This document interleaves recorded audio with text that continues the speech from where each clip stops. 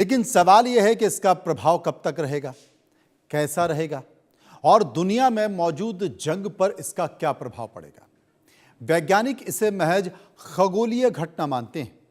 ज्योतिष मामलों के जानकार मानते हैं कि इसका प्रभाव 6 महीने तक पड़ सकता है और आने वाले 15 दिन सबसे ज्यादा संवेदनशील रह सकते हैं। कहा यह भी जा रहा है कि जून के बाद 2 से 3 महीने का राहत काल आ सकता है, लेकिन सितंबर और अक्टूबर में फिर से आक्रामकता बढ़ सकती है। इसका यह अर्थ है कि वर्ष का मध्य थोड़ी राहत दे सकता है, लेकिन अंतिम चरण फिर से तनावपूर्ण हो सकता है। जानकार यह भी मानते हैं कि मार्च और अप्रैल के बीच किसी परमाणु संयंत्र के आसपास तकनीकी समस्या, साइबर अटैक या फिर सीमित स्तर पर रेडिएशन लीकेज की खबरें आ सकती हैं। हालांकि हिरोशिमा और नागासाकी जैसी सीधी परमाणु बमबारी की संभावना कम है, फिर भी वैश्विक भव्य और रणनीतिक दबाव में यह वृद्धि हो सकती है। ग्रहण और युद्ध की संयुक्त स्थिति का प्रभाव वैश्विक अर्थव्यवस्था पर भी पड़ सकता है। इस दौरान शेयर बाजार में भारी उतार चढ़ाव देखने को मिलेगा। सोना, चांदी, धातु क्षेत्र मजबूत होंगे। तेल की कीमतों में वृद्धि होगी। तमाम ऐसी खबरें आ सकती हैं। मीडिया रिपोर्ट के मुताबिक ज्योतिषी ये मानते हैं कि भारत पूर्ण युद्ध में शामिल नहीं होगा, लेकिन भारत की स्थिति अन्य देशों की तुलना में कूटनीतिक स्तर पर मजबूत हो सकती है। देखिए एक रिपोर्ट। चंद्र ग्रहण का प्रकोप, किसका समय भारी। सूर्य ग्रहण के बाद मिडिल ईस्ट में वॉर। चंद्र ग्रहण के बाद अब क्या होगा। साल का पहला चंद्र ग्रहण बीत चुका है, लेकिन चंद्र और सूर्य ग्रहण का प्रभाव वैश्विक घटनाओं, राजनीति, अर्थव्यवस्था या बड़े सामाजिक बदलावों में करीब 6 महीने तक रहता है। हम सबको पता है कि 17 फरवरी को साल 2026 का पहला सूर्य ग्रहण लगा था। इसके कुछ दिनों बाद ही मिडिल ईस्ट के कई देश एक दूसरे से युद्ध करने पर उतारू हो गए। ऐसे में इस चंद्र ग्रहण का असर दुनिया में क्या प्रभाव छोड़ेगा, यह डर सबको है। ईरान के सुप्रीम लीडर खामेनेई की मौत के बाद अब मध्य पूर्व में इजराइल, ईरान और अमेरिका के बीच बढ़ता सैन्य तनाव अब कई अन्य देशों की भागीदारी के कारण व्यापक रूप ले चुका है। रूस और यूक्रेन का युद्ध पहले से ही चल रहा है। वहीं यूरोप के कुछ देश और खाड़ी क्षेत्र भी प्रत्यक्ष या परोक्ष रूप से इस संघर्ष से जुड़ गए हैं। यूं तो चंद्र ग्रहण खगोलीय घटना है, वैज्ञानिक इसे किसी दुष्प्रभाव से आमतौर पर नहीं जोड़ते हैं, जबकि ज्योतिष मामलों के जानकार मानते हैं कि चंद्र ग्रहण और सूर्य ग्रहण का असर पूरी दुनिया पर पड़ता है। इसके साथ ही वैश्विक घटनाओं, राजनीति और इकोनॉमी के क्षेत्रों में असर भी पड़ता है। ज्योतिषियों की माने तो चंद्र ग्रहण केवल एक खगोलीय घटना नहीं है, बल्कि यह सामूहिक मानसिकता और सत्ता के निर्णयों पर गहरा प्रभाव डालता है। चंद्रमा मन, भावनाओं और जन समूह का कारक है। जब चंद्रमा पर ग्रहण लगता है तो लोगों की सोच में अस्थिरता, भय, आक्रोश और आवेग बढ़ सकता है। दिक्कत यह है कि युद्ध की स्थिति में यह प्रभाव और गंभीर हो जाता है। राष्ट्र प्रमुख, सैन्य अधिकारी और राजनीतिक नेतृत्व भी सामूहिक मानसिक दबाव से प्रभावित हो जाते हैं। ऐसे समय में त्वरित और आक्रामक फैसले भी लिए जा सकते हैं। माना जा रहा है कि इस ग्रहण के बाद के 15 दिन विशेष रूप से संवेदनशील हो सकते हैं। इस दौरान कोई बड़ी घटना सामने आ सकती है। इस अवधि में मिसाइल हमले, सीमाई झड़पें या अचानक सैन्य कार्रवाई की संभावना बढ़ सकती है। इस समय राहु और मंगल का प्रभाव अत्यंत अहम है। मंगल सेना, अग्नि युद्ध और आक्रामकता का कारक है, जबकि राहु विस्फोट, भ्रम, अचानक घटनाओं और रणनीतिक छल का प्रतीक है। जानकार मानते हैं कि 23 फरवरी से सक्रिय यह योग 2 अप्रैल तक प्रभावी रह सकता है। यह योग युद्ध को सीमित रखने के बजाय विस्तार दे सकता है। इतना ही नहीं, रूस और यूक्रेन के युद्ध में भी अचानक तेज गतिविधि देखी जा सकती है। यह समय सत्ता संघर्ष को और तेज कर सकता है, क्योंकि चंद्रमा सिंह राशि में स्थित है, जो सत्ता, नेतृत्व और प्रतिष्ठा का संकेत देती है। अब यह अलग बात है कि किसकी सत्ता बची रहेगी, किसकी चली जाएगी, किसका नेतृत्व रहेगा, किसका छिनेगा, किसकी प्रतिष्ठा बढ़ेगी और किसकी नष्ट हो जाएगी। Bureau report, India news.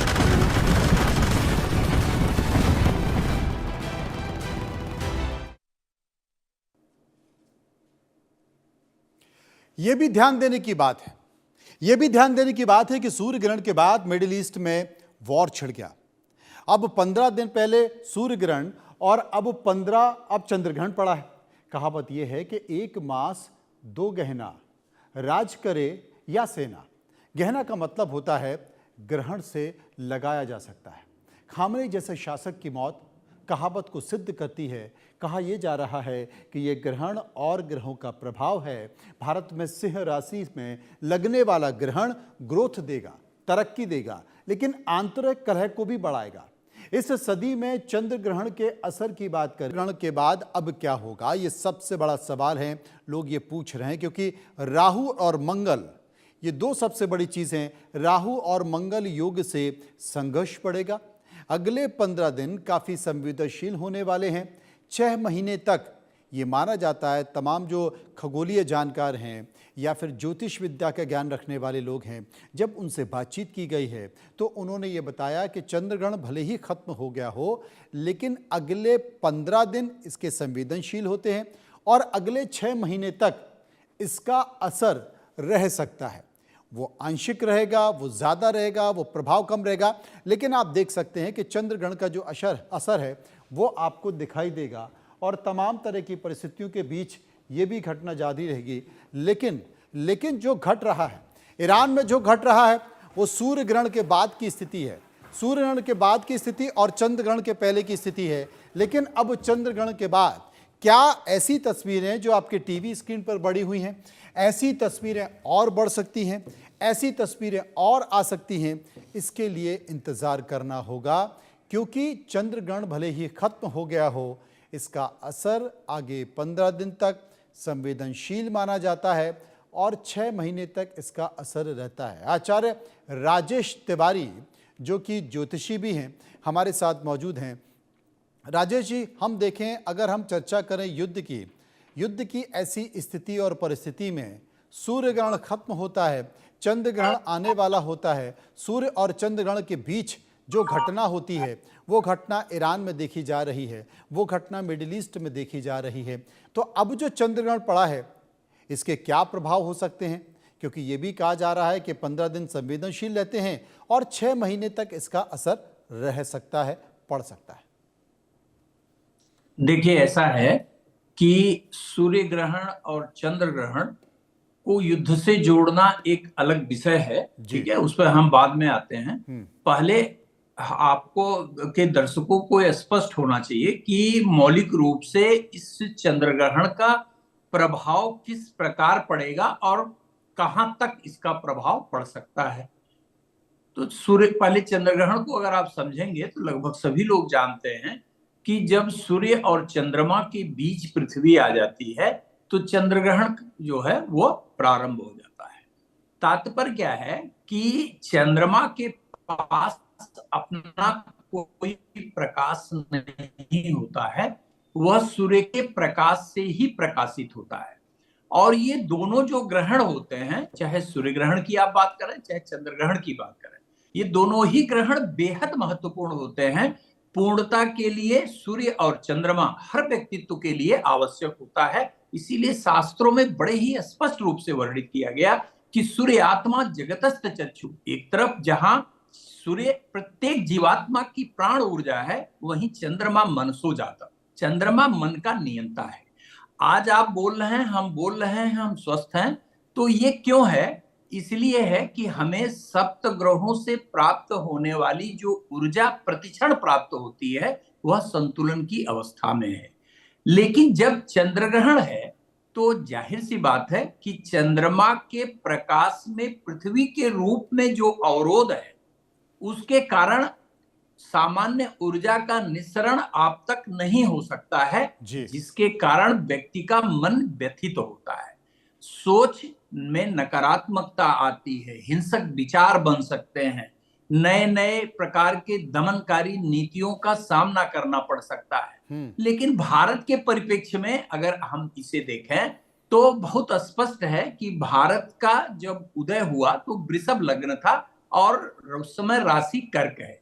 तो यह ग्रहण भारत के लिए शुभ है ऐसा नहीं कहा जा सकता, लेकिन अनिष्टकारी नहीं है ये निश्चित रूप से कहा जा सकता है। क्योंकि राशि से द्वितीयस्थ चंद्रमा की जो अवस्था है वह सामान्यतः आपके name fame and prosperity financial position के लिए बहुत अच्छी नहीं कही जाएगी।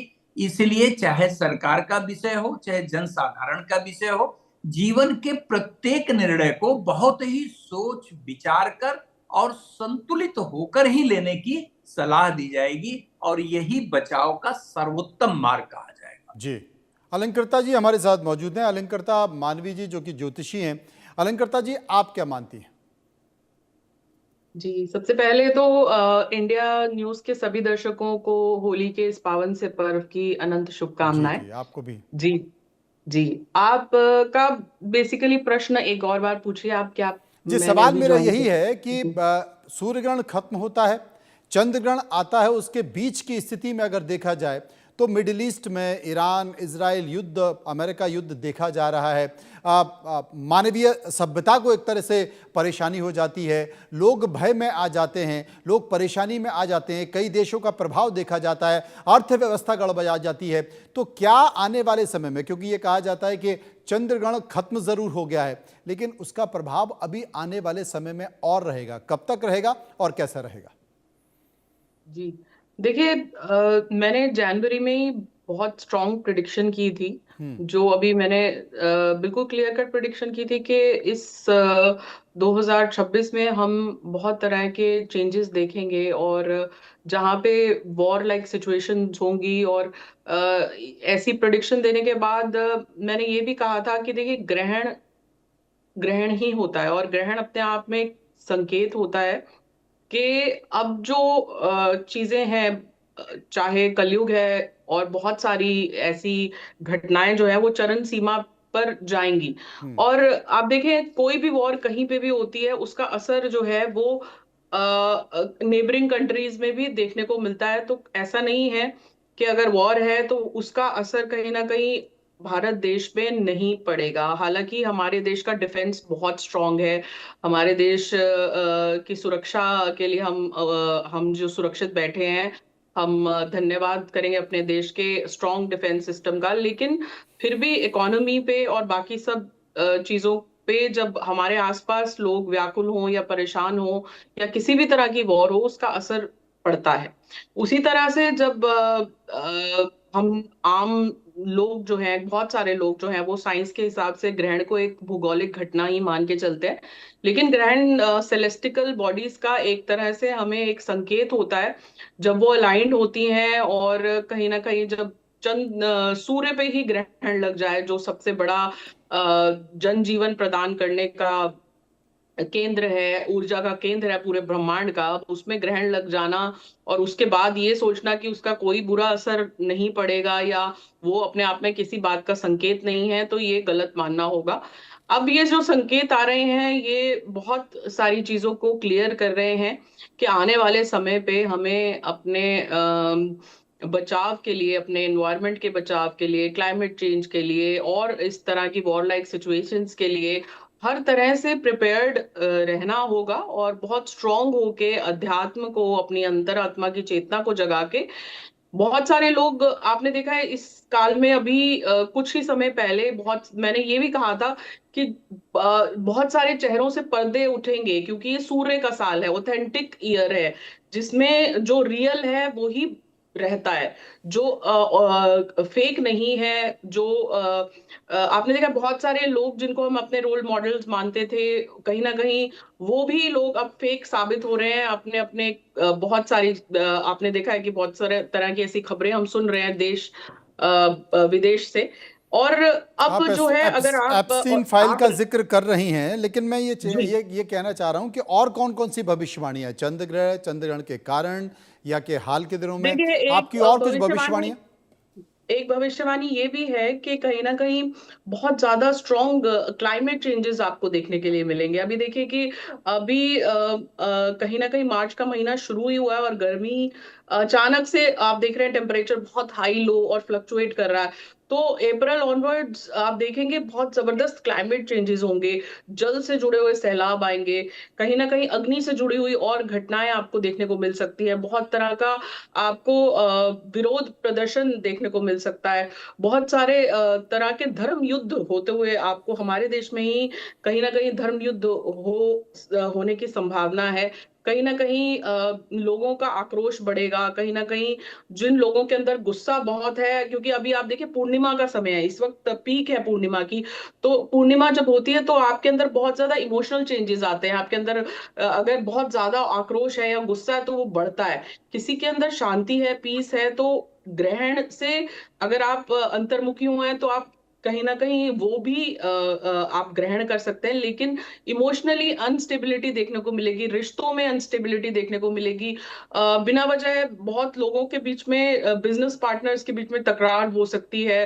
मैरिड लाइफ में जो है वो फ्लक्चुएशन और सेपरेशन जैसे योग बनेंगे, क्योंकि लोगों के दिमाग जो है, मान लीजिए आपने देखा है कि बहुत तरह के हीनियस क्राइम्स जो हम पहले नहीं सुना करते थे, अब वो हीनियस क्राइम्स हम जब सुनते हैं कि किसी बेटे ने पिता का कत्ल कर दिया या पत्नी ने पति को मार डाला, ऐसे ऐसे जो हो रहे हैं ये सब चीजें, तो जब कलयुग पीक पे होता है और खासकर जब पूर्णिमा हो और ग्रहण हो तो इमोशनल सेल्फ जो आपका होता है वो अनस्टेबल हो जाता है। ऐसे में डिप्रेशन बढ़ता है और सैडनेस जिनमें होती है वो भी बढ़कर आती है।